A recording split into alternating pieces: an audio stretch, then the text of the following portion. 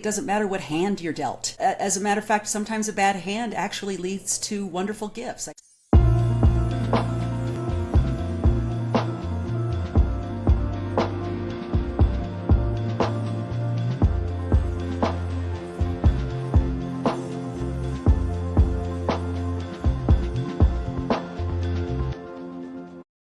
Well, hey, welcome back to another episode of the Amanda Kaufman Show. And this episode I am so excited for because Dr. Charleanea Arellano, and you know what? I'm so sorry. Can you say it for everybody so that I'm not saying it wrong?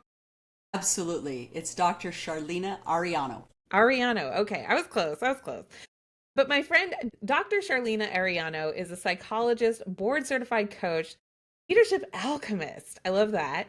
An inspirational speaker and author with over 30 years of experience in helping individuals step into their power. Her career spans academia, clinical practice, and private coaching, where she bridges psychology, spirituality, self-empowerment. She's the author of Terrible Gifts: Finding the Light in the Darkest of Places, a deeply personal exploration of healing and growth. I'm so excited to have you here on the show, Dr. Charleanea. You know, we've had a chance to spend some time together in a few different networking and connection circles, and I've just been so curious about your story and what has brought you to where you are today. So why don't you catch us up on who you love to work with, how you love to help, and what you're focusing on these days? Those are big questions. Well, I'll tell you what my work is really centered around. My work is centered, and there's different ways in which I work. Like you said, I'm a public speaker. I do workshops. I do one-on-one coaching. I do group coaching, and I have a blog and a podcast. And really the theme or the focal point of all of these things that I do, in which I serve the community or the population, is all about self-empowerment, and particularly self-empowerment. At the core of self-empowerment is owning our stories. And my movement around this ownership really kind of reflects even my own personal journey. So not just my professional journey in terms of how I serve others, but I'll say I'm right there with my clients in terms of my own journey, and recognizing the ways in which I have navigated through the world. And I've disowned parts of myself because I believed that they were not palatable or acceptable, or they kept me from feeling like I belonged or fit in. And what I realized with my own journey of healing was that healing really came from reclaiming these parts that I might have been ashamed of, or I didn't want people to know about. And anybody who knows me and knows my personal story, I came from a childhood background of quite a bit of adversity. It was abused emotionally, physically, sexually, neglected, abandoned, and I just didn't get my needs met. As a child, I wasn't supported, I wasn't protected. And of course, if you look at anybody going through something like that, statistically, we always have these outcomes that we think about. Usually people like myself, end up getting pregnant early because they're looking for love, or they get involved with drugs because they're trying to numb the pain. And I am a real life example of it, of basically, it doesn't matter what hand you're dealt. You can be dealt, quote, a bad hand. And also, as a matter of fact, sometimes a bad hand actually leads to wonderful gifts. I think about who I am and who I serve and how I serve. And I will tell you that what I consider as my strengths and my personal gifts have come directly from the adverse experiences that I've had as a child and early in life. Wow, yes. What a powerful perspective to bring, because I think it is very easy for somebody to say, wow, I wasn't dealt the right hand, or I wasn't born in the right place or to the right family, or, I think that's very relatable. I think a lot of people could really connect with that. So talk to me a little bit about these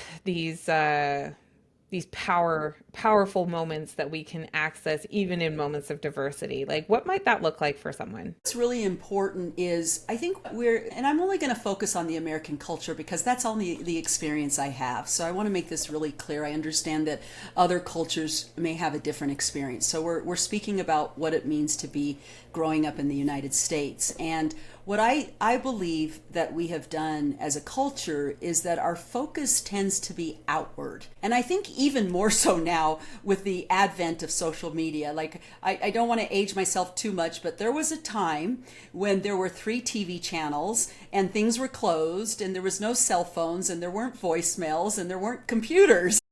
And what I've come to appreciate about that time was that there were times, there was forced time to go within. And our sense of personal power is within us. It's not outside of us. And what I find in today's world is that everybody's attention is drawn outward.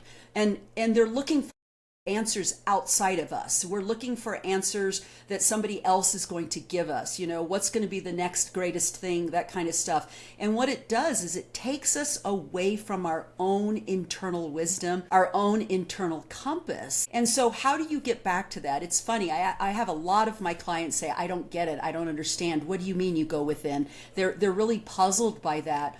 And what I find, Amanda, is that we are in a place of too much noise, way too much stimulation, and we have forgotten how to be still and to be quiet and to go inside and listen to the voice that's inside of us. Now, I'm not talking to the voice up here, because the voice up here can say some not so wonderful things. We've got that inner critic. We have the ego telling us how we're doing it wrong or how we might die or those kinds of things. I'm talking about a deeper wisdom. And, you know, when we slow down and really pay attention, we almost innately know that when we really want to tap into deeper wisdom, we go deep. We go deep into our core and we try to quiet our mind and we listen. And there's this very, very confident, calm, compassionate voice that will come through and guide you.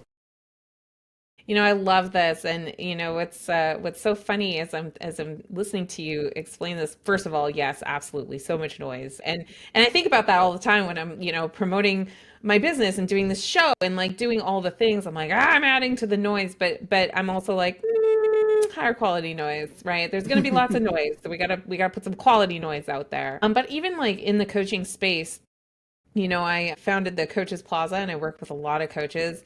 That whole tendency towards externalization is so prevalent that even in really conscious spaces, it can sometimes feel like there's this competition over consciousness, you know, and it's, you know, I'm more conscious than you, or I'm more developed than you, or I'm more virtuous than you. And it's like, wait, hang on a second. The second you start making it about comparison, you are by definition externalizing, right? Like you're not actually internalizing that experience of your spirituality or your peace or whatever that is that you're pursuing, even in our space, which I find that amusing. And it's also just like something to really reflect on and think about. It's like, I've actually named it, I call it personal development awareness guilt, because very often that comparison, that externalization of what should be or how things ought to be, it's based on an Instagram template. It's not based on that wisdom that you're talking about and that more internal knowing. What would you say to someone who perhaps has experienced a lot of the noise, but maybe they've never heard that internal voice? Maybe they are not trusting of an inner wisdom necessarily because maybe they've never slowed down really to consider it, and they're having a hard time perhaps parsing between this is noise from society or this is noise from my background or this is, you know, how do you know it's you versus the noise? People that may be listening that are like, I have no idea what she's talking about, or what is the first step to even doing it, because their conditioning and their sphere of reality never makes room for that. And it's interesting because some people even get a little anxious about the idea, like, what do you mean I have to be quiet? You know, what do you mean? Is there really going to be a voice? And how do I know if it's the right voice? It's kind of, it can be amusing, and we can kind of laugh at ourselves in this kind of way. And so one of the things that I often tell my clients as a first step is learning how to just be in their body. Many of us are not in our bodies. Our focus, our senses are externally out. You know, they're focusing on the outer world, and the idea of bringing them in feels really foreign. So this idea of being able to key into or listening to a deeper wisdom just feels really foreign. So a lot of times what I will do with my clients is I'll say, let's start with your body. Close your eyes and get into your body. Tell me what you notice about your body. Are there any sensations? Does your foot hurt? Are you getting pins and needles in your feet? Or, do you feel the throbbing in your knee? Or do you feel, warmth on your back? Or do you feel your back against the couch or whatever? It's the idea of creating awareness. And that's the first step. And so sometimes that's something that's reachable to somebody, is like, I can feel sensation in my body. They do that is they're opening the door to a very important tool. And that tool is called self-awareness. And when we build that self-awareness muscle, then we can graduate. And it's not that we give up on these things, because they build on each other. When we develop some self-awareness, we are in our body, we feel our body. Then what we can do is we can imagine, let me take my awareness up into my head. And what does that feel like? I'm up here. What does that feel like? What do I notice about it? What happens if I take my awareness to my throat? Or what happens if I take my awareness to my heart or my gut? Like, what happens? What do I notice? Like, do I notice sensations? Do I notice feelings coming up? Are there words coming up? And you can play with it. And what you'll find is the way that you can discern between voices is typically if we are in our head, if we're in our ego, if we're in all the shoulds or what people think or what we think we're supposed to be doing, there will always be this twinge of urgency. There's this twinge of, oh my God, oh my God, oh my God. There's a little bit of that. And that's how you know you're in your head. When you go into this place of a deeper wisdom, it's almost like being underwater. You think about the ocean, for example. On top of the ocean, you have a lot of movement, right? You have waves and you have, seagulls and you see fish coming out. But when you go underwater, there is a calmness. And it's very similar for us. We go underwater and there's this calmness. And when you just stay there for a little bit, you would actually be very surprised that things will come up. There will be wisdom there. And the way that you can tell the difference is when you're in that deeper wisdom, there's a sense of peace. There really is. There's a sense of peace. There's a sense of everything's okay. And there's a reassurance and a calmness. It feels very good. And so that's how you can tell the difference. And that's how you can begin that practice. Love that. I love that. And that finer distinction, especially around like, you got it when you feel okay. Like when you feel safe, you don't feel like there's all this judgment. There's been some really interesting studies that have come out more recently around social media use and how it's affecting our emotional health, but also our tendency towards judgment and comparison, and that social media is causing us to become more judgmental and to live in this land of comparison. And what you were describing there, I'm like, wow, you're not comparing to anything there. There's just radical presence. You're totally present with that moment. Time can pass as it does, and we're not in a rush. I love that. That's such a great distinction. And here's what came up is I'm like, just working with a lot of coaches, working with a lot of business owners, high performers, high achievers, I can tell you right now, they all think that's a luxury. That it's this luxury to slow down. It's this luxury to take this space. And so then they defer on it. So, like, because it does take time, doesn't it? It does take some intention to actually do the thing.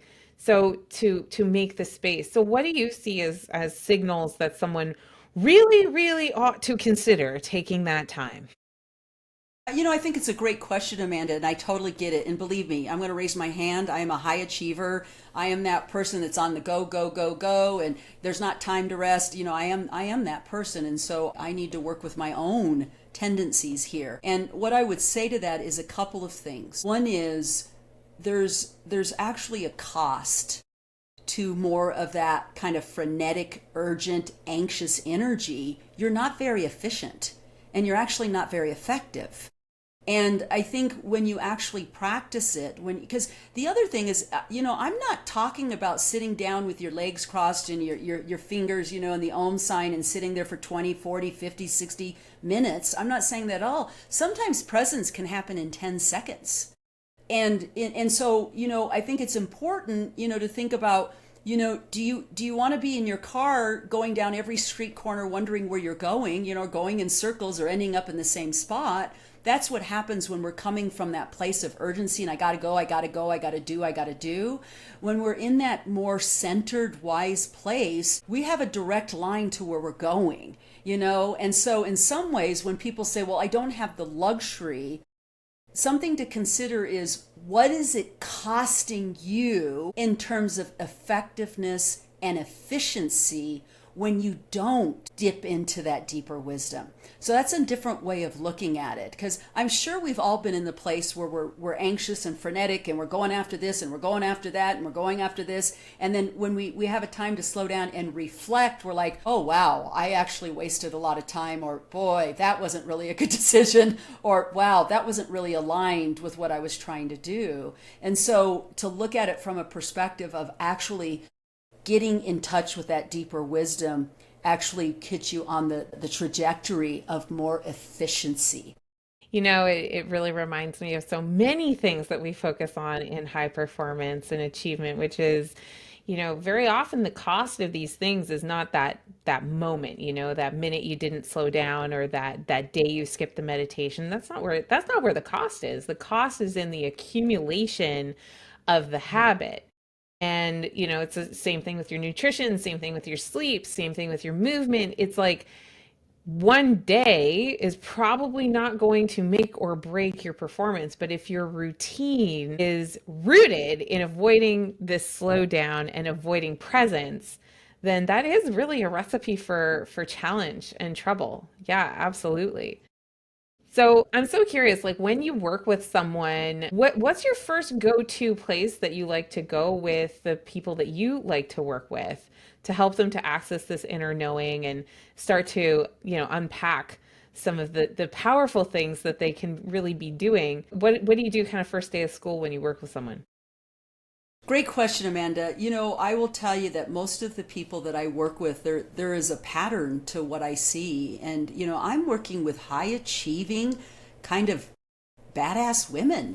These are very successful people in leadership roles and doing really well. And they look great on the outside. And what I find when I meet with them is usually the first line of business is to help them get out of their own way. So for example, it doesn't matter how successful they are. What I'm really struck by is how laden they are with self-doubt, the imposter syndrome stuff, not trusting themselves, not believing in themselves. So it doesn't matter how successful you are. A lot of times you're going down this journey of success with a 100 or a ton weight in your backpack that you're carrying around. And so what I first and foremost do is help them slow down and really trust themselves. Like, again, when our focus is outward, first of all, when our focus is outward, we all know how fickle the world is. Look at social media. Something that is really going on it can happen in one day. One day there's something that's taking off. The next day it's something totally different. And so if you're following that, there's no anchor. There's really no anchor. And when you're feeling unsteady, what comes with feeling unsteady is a lack of trust. And then when you have a lack of trust, you go into this place of self-doubt. Well, did I do it wrong? Or am I thinking about this wrong? Or did I say the wrong thing? Or am I doing the wrong thing? And it takes a person out of their own wisdom, their own power, their own sense of got this. And so first and foremost, what I try to help my clients do is shift their perspective. For example, I don't know how many conversations I've had with different clients who say, well, I don't belong at this table. I'm not smart enough, or I don't have enough education, or I haven't been trained enough, or I haven't had this or that. And the first thing I'll do with them is say, let's look at this from a different perspective. I want you to tell me why you do belong at that table. Tell me what you have that makes it, that makes a good reason for you to be there. And not only that, but what is that you might have that somebody else doesn't have to contribute? One of the things that I think about is that many of us are looking outside of ourselves to figure out what the right answer is, right? And when you really think about it, there's not a single soul on this earth that is like us. So there's no owner's manual that's going to work for us other than our own. We are We are the of ourselves and our experience. And so to defer that to somebody else just doesn't make any sense. It's like having an owner's manual it's like having the toaster's owner's manual for, your TV. It's not going to work. And a lot of us rely on that. So first and foremost, what I do with my clients is first of all, I get them to slow down. I get them out of that place of urgency. I get them out of that place of ego where they're questioning themselves so much. And I get them into the place of, well, why not? Why not you? And to have them start thinking about that. I really love that. And I mean, we could do a whole episode on imposter syndrome, and maybe we will one day. But like, if you even really think about imposter syndrome, it is by its very nature just that externalization again and assigning basically power to everybody else who is in the room and then reflecting back, PS, all in your own head, all in your own judgment, that you don't belong there. And so one of my greatest breakthroughs with imposter syndrome was simply deciding it didn't exist. Now that may not work for everyone, but for me it was super helpful because I was like, wait a second, I'm the one that's determining that I'm an imposter. So I can't be an imposter because I'm not hearing the rejection from other people. And PS, even if I heard rejection from other people, I was invited into the room. Like I don't walk, I'm like a vampire. I won't go in unless I'm invited anyway, right? So, I just, yeah, I could talk about that one all day, but sadly, these are short episodes, so we won't be able to do that topic today. However, if someone was really interested in keeping up with you, finding out about your podcast, all the good things, where should they go? Well, they have a number of options. I have a podcast that's called She Is Mother, and we talk about these kinds of things. As a matter of fact, we're doing a 90-day challenge about owning your story and what that means and how we get in stories and being able to tell if a story is serving us or not serving us. So they can follow me on my podcast, She Is Mother, or they can follow my blog, which is called Unshrinking, and that you can find that on Substack, or you can find it on my website, and you can find me on my web at www.drcharleanea.com, and that is CHARLEANEA.com. I love it. It's so good. And we'll make sure to have all those links for you, dear listener, in the show notes. Dr. Charleanea, this was an outstanding conversation. Thank you so much for spending some time with me today. I love it. And dear listener, if this was awesome for you too, make sure you hit that subscribe button before you go anywhere so you don't miss another episode. And I am so confident you know at least 3 people who would have really benefited from hearing this conversation today. So go ahead and grab the link and forward the episode, however you're listening to it, to your friends. Could be a text, could be a DM, but make sure that they get a chance to listen to this episode as well. And finally, if you're loving the Amanda Kaufman Show and you want to support us, the best way that you can do it is leaving a honest review.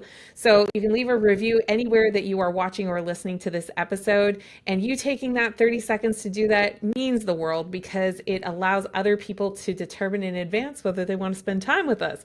And so thank you so much for taking that time. All right. I will be back with another episode very, very shortly. But until then, make sure you do what matters.